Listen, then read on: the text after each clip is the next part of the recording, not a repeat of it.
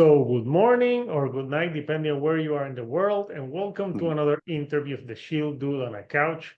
I'm your host, Hector, and today I'm joined in the couch by Martin. He plays guitar for the band Deville, and they're a band that is celebrating now 20 years. So we're here because their latest album is called 20 Years. So basically, it's a retrospective album with 10 tracks and 2 new songs, one of the songs being a cover. So Martin, so you're in France. How's France right now treating you? It's treating me. I got a French beer and good weather, so I can't complain. I'm all good. Yes, it seems like a nice place. So the band, I hadn't listened to the band, so I got the promo. So though you've been around since 2004, and the best way to describe you got like a stoner rock type of sound. But there's a song when I was listening to it, Serpent Days, that really, the singing really reminds me of Troy from Mastodon. It's got a lot of inspiration from Mastodon. Yes. Both bands started basically almost at the same time, the same time around. So for people that don't know the Bill, tell us a little bit about the history of the band. Deville, I joined the band. I'm not an original member, so I joined 2016 as a bass player. I stepped in playing bass because the bass player couldn't attend the tour. So I got the call from Andreas, the singer in the band, who's the only original member from Deville from 2004. So I stepped in then, and we've been touring a lot since then. And then the guitar player Andreas Vulkan decided he had enough of playing with Deville and stuff like that. You know, crossroad in life, whatever. And so I stepped up and took the guitar because I'm a guitarist from the beginning. And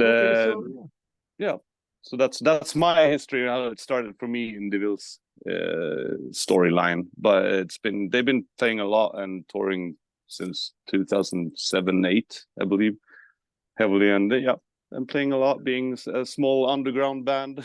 But you've been on the last albums that they released, because the last was in 2022. So who made the decision, like, hey, let's make like first of all, you didn't call it a greatest hits. You put it like 20 years. So it's like a retrospective. You wanted to avoid putting the greatest hits. We're not that old. It's funny. I've never thought of being on a greatest hits album, but now I am. So we can call it that as well. It's fun.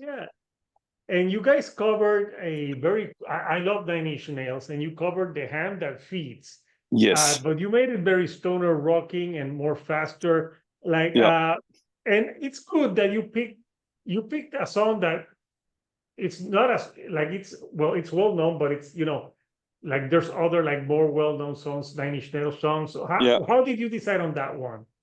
I'd say we had a few alternatives. And in the end, we had to sort of like, what can Andy sing on? What's his kind of tune to be able to do it correctly, like the vocal stuff? Because the other part is just having fun with the tune and evolve it into yours, and then just like stonified it or whatever you can call it.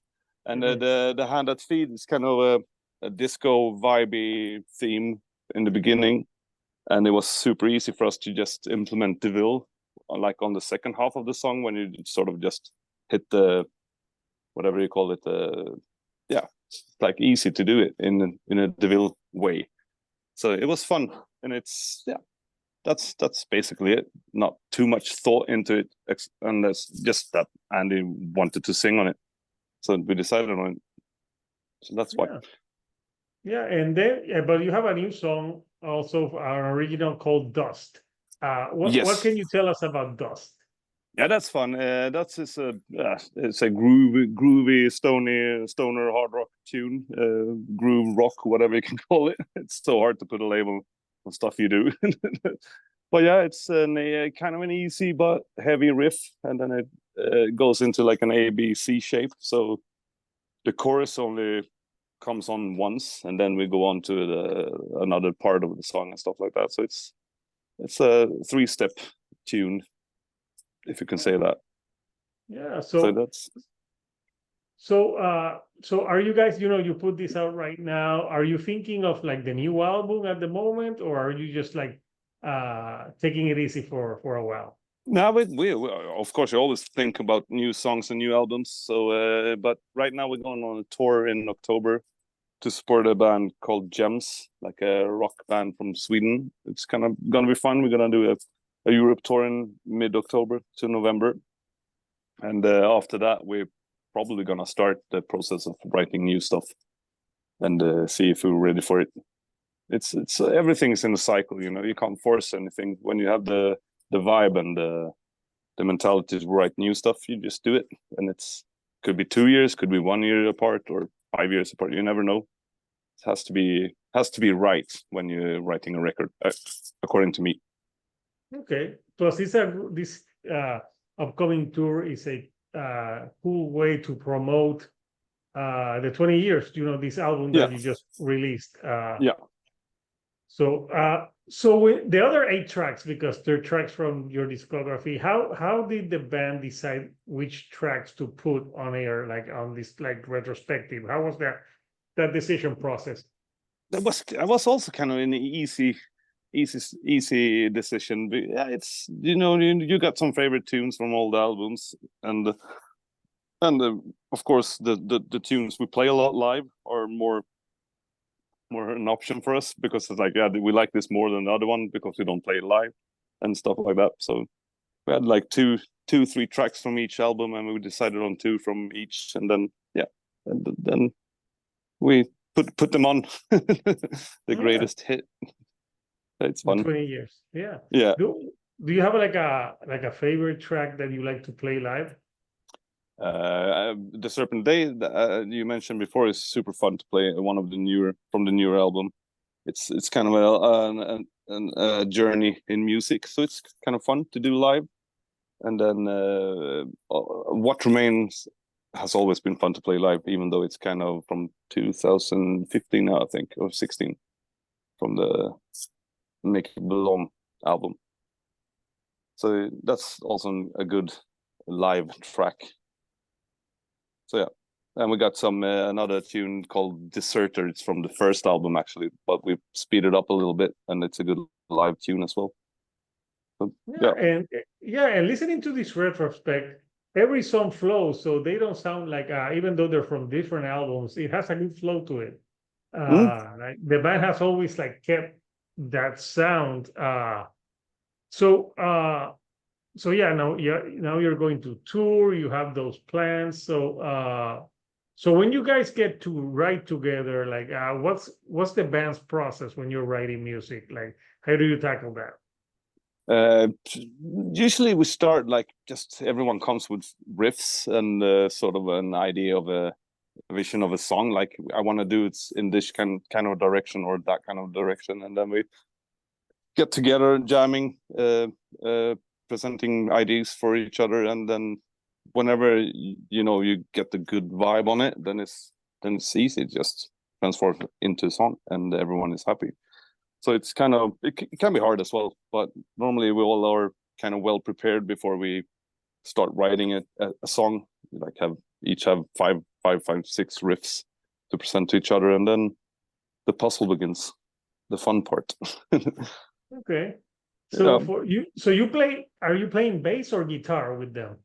I always no, it's guitar. I'm officially the guitarist since a few years back or something like that too. Yeah. Do you prefer the guitar to the bass, or?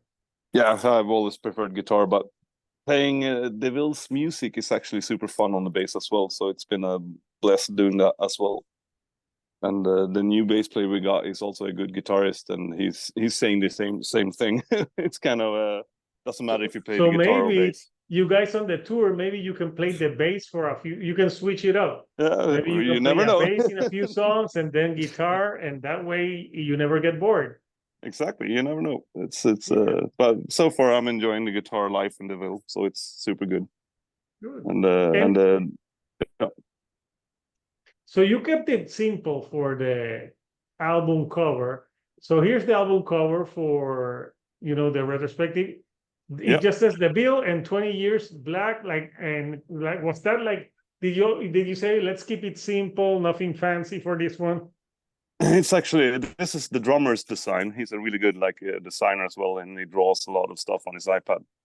So we started out having this Deville logo type on our Australian tour, like the merch for Australian tour. So we did without knowing the green and gold design. So we had the gold Deville and then a green T-shirt, and then we kind of liked the new logo ish, like how it like also brings in a little bit like old school touch to it. So and then we just let's keep it simple. So yeah, I don't. We are kind of easygoing guys, and whenever it feels right, and for the band, it's kind of just like we just do it then.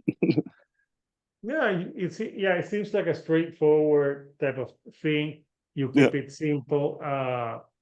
So right now, I want to show this is the band's page. So if you want to know more about the band, here you have the history, you have the shows, the upcoming shows. You can check out the discography right there.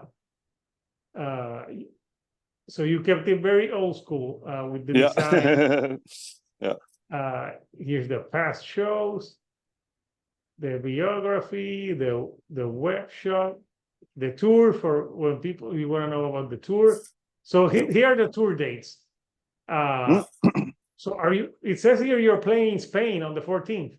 Yeah, so I'm just touching Swedish ground for one day, and then we go to Spain after my vacation in France for a festival. Yeah, exactly. So it's gonna be nice. The Inquestas Rock Festival. That sounds cool. It's gonna be like a stoner metal type of concert. Yeah, I believe so. When I look at the lineup, so yeah, I think it's gonna be a good rocking venue. Yeah. So yeah, it seems like fun. So yeah, people can check out the news and there, and they can also like buy your music there or go to the Bandcamp and everything. Yeah. So yeah, so Martin, when you were getting into music, like any like musicians inspired you to pick up maybe the bass or the guitar, because you obviously play both. Yeah, the guitar I started out doing more bluesy stuff, like of course Stevie Wonder and Jimi Hendrix were major gods when I was a young kid. And I tried to do that, and it's evolved into listening to Deep Purple, Black Sabbath, all those classic 70s rock and metal band or stoner band or whatever you can label them into. And then it led to being more interested in modern stoner metal, and of course Queens of the Stone Age and Kyuss and all those kind of bands are also in there as an inspiration. So yeah, but those are great bands. So if you had to like pick a dream, like if you wanted to pick like a band that you love to tour with or open a show for them, which band would it be? That would be Queens of the Stone Age, definitely, because it's their album. All the albums are a little bit different and fun to listen to, and they always explore new kind of stuff in stoner genre and pop music and stuff like that. So yeah. Do you have a favorite from them? Songs for the Deaf is one of the greatest, of course, and then the first album they did with the regular John on it, it's fucking great. So yeah, the one last year was really good too. Yeah, I think they haven't released any bad albums. It's just a different opinion of taste and stuff like that. Yeah, different opinions of taste. So yeah, that would be a cool tour. So you're playing this the 14th is this Saturday. Yeah, Saturday. Yeah. Playing. So who's gonna be? Is that gonna be like a huge festival that you guys are playing? No, I think it's a semi big festival. I haven't looked it up really that much, but it's seems like a fun and well presented festival. It's gonna be nice to attend it. And Spain is also a very beautiful country, so it's always nice to go there. I've been to Spain. Yes, it's a beautiful country to Yeah. go to. So yeah, so I'm guessing after you do these shows, then next year you're gonna start recording a new album. So what can we expect? Are you guys going to do some changes in the sound, or are you just go with the flow when you go to the studio? We always think we're gonna change the sound and gonna evolve into something new, but when you're always done with the final product, it's like, fuck, it sounds like Deville again. It's kind of hard to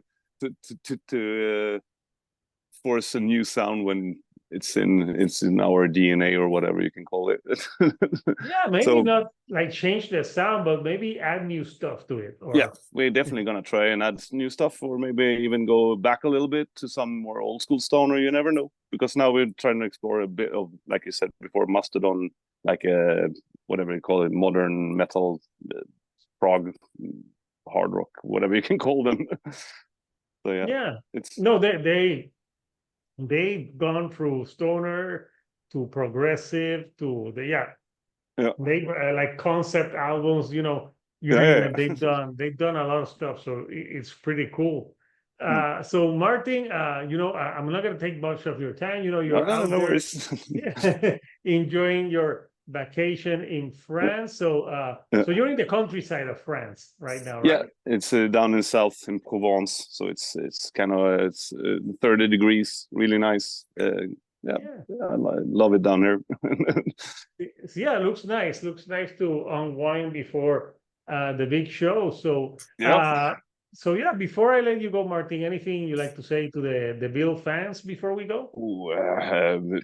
Keep following us, keep enjoying our music, hopefully, and come to our shows. We love playing live. That's what we do. We're a live band. Yeah, life's where it's at, yeah, of course. So if you can't play live or enjoy live, then what's the point of doing it? So No. Martin, again, I want to thank you from joining me from your vacation in France to my couch here in Puerto Rico. You got a nice people, couch. yeah, this is trick. You're looking, it's not really that nice. There's parts that are my kids always keep it dirty, but I have an angle where it looks like it's nicer than what it actually is. It looks massive. It's an illusion, like Bashir. I'm making you believe it's a great looking couch, but in fact it's not.